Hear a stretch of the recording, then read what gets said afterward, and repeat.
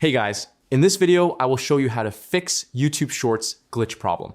All right, let's begin. If your YouTube Shorts are glitching, freezing, or behaving unexpectedly, first try a simple restart by closing the app and reopening it.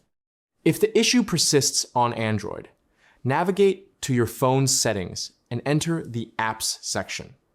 For iPhone users, go to Settings, tap General, then iPhone Storage.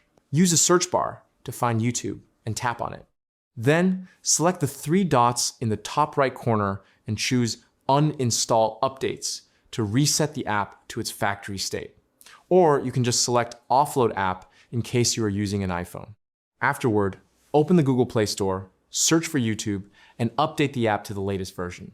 This often clears software bugs that cause glitches. For iPhones, just tap on the reinstall button to download a fresh, updated version. So that's basically how you can fix YouTube Shorts glitch problem. That's it for this video. Thanks.